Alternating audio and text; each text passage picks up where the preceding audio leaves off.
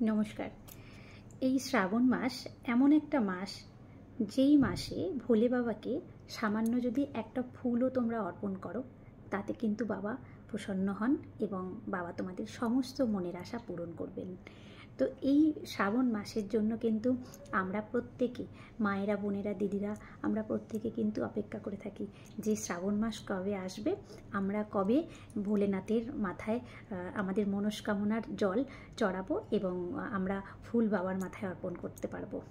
তো সেই শ্রাবণ মাসের একটা বিশেষ টোটকা, যেটা আমি নিজে করি, তো সেই টোটকা আমি তোমাদের সমস্ত ভাইদের বা বোনেদের, মায়েদের, দাদাদের, দিদিদের সবাইকে আমি বলছি যে স্পেশালি আমি যে টোটকাটা করি সেই টোটকাটা কিন্তু তোমরা করতে পারো। এই শ্রাবণ মাসে কয়েকটা মনস্কামনা কিন্তু একসাথে পূরণ হবে এবং সেক্ষেত্রে কি করতে হবে, আমি তোমাদেরকে গতকালকে একটা পোস্ট দিয়েছিলাম যে তোমরা আটা দিয়ে 5টা প্রদীপ বানিয়ে রেখো। আটা দিয়ে প্রদীপ কেন বানাতে বলেছিলাম, কারণ এই যে প্রদীপটা, এই প্রদীপটা কিন্তু একটুও যেন নরম না থাকে, প্রদীপটা কিন্তু শক্ত হতে হবে এবং প্রদীপটা কিন্তু পুরোপুরি শুকনো হতে হবে। তো 5টা প্রদীপ তোমরা বানিয়ে রাখবে আটা দিয়ে, যে কোনো আটা। অনেকেই আমাকে অনেক প্রশ্ন করেছেন যে চাকিতে ভাঙানো আটা বা দোকানে কেনা আটা, যেরকম হোক। এবার অনেকে এই প্রশ্নটাও আমাকে করেছেন যে বাড়ির কেউ যদি মেখে দেয় তারপরে যদি উনি বানান, তো সেটাও হতে পারে। যেরকমভাবে হোক 5টা প্রদীপ বানাতে হবে। 5টা প্রদীপ বানানোর পর তোমাদেরকে কয়েকটা কাজ একসাথে করতে হবে। সেটা হচ্ছে দশকর্মার দোকান থেকে একটা ছোট্ট তেল কিনে আনতে হবে। ব্যাস, আর কিছু লাগবে না। সমস্ত কিছু সামগ্রী তোমাদের বাড়িতেই আছে, যা যা দিয়ে টোটকা তোমরা করবে সমস্ত কিন্তু বাড়িতেই আছে, পুজোর জায়গাতেই রয়েছে। তো সুতরাং আমাদের শ্রাবণ মাসে যে সোমবারগুলো পড়ে আর কি, সেই সোমবার যারা প্রত্যেকটা সোমবার করতে পারবেন তারা তো খুব ভালো, অসুবিধা নেই। আর অনেকে আছে আমার মায়েরা, দিদিরা, যাদের অসুবিধার মধ্যে তারা পুজো করতে পারবেন না, তো সেক্ষেত্রে তারা যে কোনো একটা সোমবার দিন এই টোটকাটা করতে পারেন, তাতে কোনো সমস্যা নেই। তো 5টা প্রদীপ আমি কেন বলেছি, কারণ আছে। 5টা প্রদীপের মধ্যে 3টে প্রদীপে কিন্তু শুদ্ধ ঘি দিতে হবে এবং ঘি দিয়ে সলতে দিয়ে যেরকম প্রদীপ বানায় সেরকম বানাতে হবে। আর 2টো প্রদীপে, একটাতে তিলের তেল দিতে হবে, একটাতে সর্ষের তেল দিতে হবে। সর্ষের তেলের যে প্রদীপটা, সেই প্রদীপের মধ্যে একটা 1 টাকার কয়েন, সেই 1 টাকার কয়েনে নিজের নামটা লিখতে হবে লাল মার্কার পেন দিয়ে। একটা 1 টাকার কয়েন নেবেন, 1 টাকার কয়েনের মধ্যে লাল রঙের মার্কার দিয়ে নিজের নাম পদবী সহ লিখবেন এবং ওই সর্ষের তেলের প্রদীপের মধ্যে ওই 1 টাকার কয়েনটা দিয়ে সলতে বানিয়ে রাখবেন। যেটা তিলের তেলের মধ্যে একটা এলাচ দেবেন, ছোট এলাচ, বড় এলাচ নয়, একটা সবুজ যে ছোট এলাচ, একটা ছোট এলাচ দেবেন এবং সেই এলাচ দিয়ে তিলের প্রদীপটাকে সলতে দিয়ে বানিয়ে নেবেন।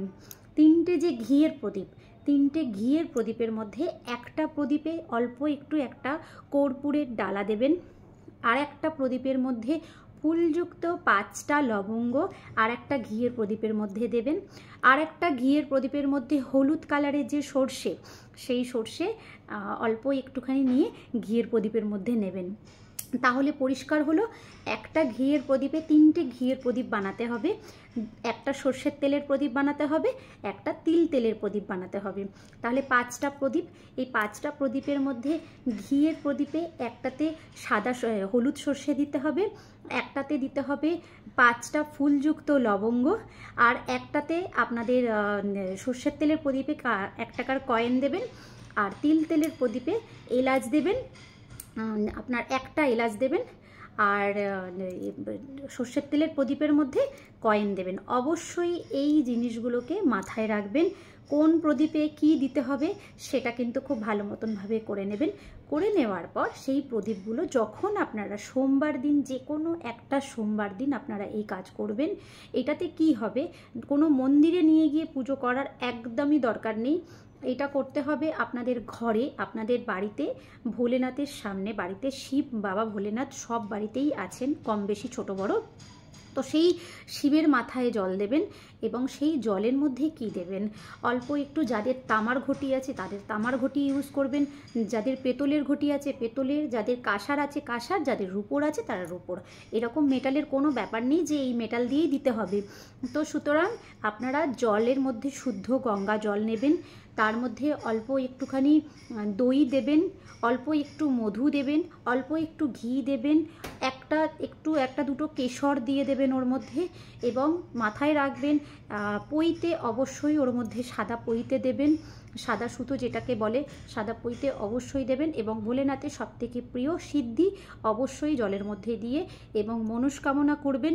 মনস্কামনা করে বাবাকে অবশ্যই একটা ধুতুরা ফল দেবেন। ধুতুরা ফল কিন্তু বাবার ভীষণ প্রিয়, একটা ধুতুরা ফল দেবেন, ধুতুরা ফুল হলে ধুতুরা ফুল দেবেন, এবং অবশ্যই একটা হলুদ কলকে ফুল দেবেন বাবাকে। হলুদ কলকে ফুল দিয়ে বাবার মাথায় খুব সুন্দরভাবে মনস্কামনা করে জল ঢালবেন এবং 5টা প্রদীপ জ্বালিয়ে দেবেন। এইবার আমি আসি 5টা প্রদীপের প্রসঙ্গে। 5টা প্রদীপ কেন? কারণ প্রথমত হচ্ছে প্রত্যেকটা বাড়িতে অনেক ক্ষেত্রে দেখা যায় বাড়িতে রোগ জ্বালা অসুস্থতা লেগেই গেছে, একজন সুস্থ হচ্ছেন তো একজন অসুস্থ হয়ে পড়ছেন, তারপরে বাড়িতে অশান্তি লেগে রয়েছে, ঝগড়াঝাটি, প্রত্যেকটা সদস্য ওকে দেখতে পাচ্ছে না, ওকে সহ্য করতে পারছে না, এরকম অশান্তি ঝুটঝামেলা লেগে রয়েছে বাড়িতে, অর্থের অনটন লেগে রয়েছে, অভাব সবসময় যেন জড়িয়ে রয়েছে, তারপরে রয়েছে হচ্ছে অশান্তি, দুর্ভোগ, সমস্ত কিছু, বাস্তু সমস্যা, বাস্তুতে নেগেটিভিটি যতই করছেন কাটছে না। তারপরে আরও একটা বিশেষ প্রবলেম হচ্ছে আশেপাশের শত্রুরা শত্রুতা করছে। তো এই 5টা প্রদীপ, যেটা সর্ষের তেলের প্রদীপ এবং যেটা তিল তেলের প্রদীপ, এটাতে কিন্তু শত্রু নাশ করে, এবং ঘিয়ের প্রদীপে যেটা কর্পূর জ্বালাতে বলেছি সেটা কিন্তু বাস্তুকে সংশোধন করে, এবং যেটা সর্ষের তেলের প্রদীপ যেটা আপনাদের বাড়িতে রোগ জ্বালাটাকে নাশ করবে, এবং যেটা লবঙ্গের প্রদীপ সেই প্রদীপটা কিন্তু আপনাদের অর্থ অনটনটাকে সুন্দরভাবে কাটাবে। তো বাবা ভোলেনাথের এই দৃষ্টি যেন আপনাদের এই পঞ্চপ্রদীপের উপর পড়ে, সেই জন্য আপনাদের কিন্তু এই প্রদীপটা খুব সুন্দর করে জ্বালাতে হবে, এবং এই মনস্কামনা করতে হবে যাতে আপনাদের সমস্ত সমস্যা যেন আপনাদের সামনে থেকে কেটে যায়, এবং আপনারা যেন খুব সুন্দরভাবে চলতে পারেন, খুব সুন্দরভাবে আপনারা জীবনযাপন করতে পারেন। এই মনস্কামনা করেই প্রদীপগুলো জ্বালাবেন। একটা প্রদীপ 1 সপ্তাহ করবেন, বা কোনো রকমভাবে যদি আপনাদের সমস্যা না থাকে, দাদারা ভাইরা তো অবশ্যই পারবেন, তারা যদি পারেন তাহলে 5টা প্রদীপই 5টা সপ্তাহে জ্বালাবেন। তো দেখবেন আপনাদের বাড়িতে সমস্যা, যা সমস্যা আপনারা ফেস করছিলেন এতদিন ধরে, সেই সমস্যাটা কিন্তু দূর হয়ে গেছে।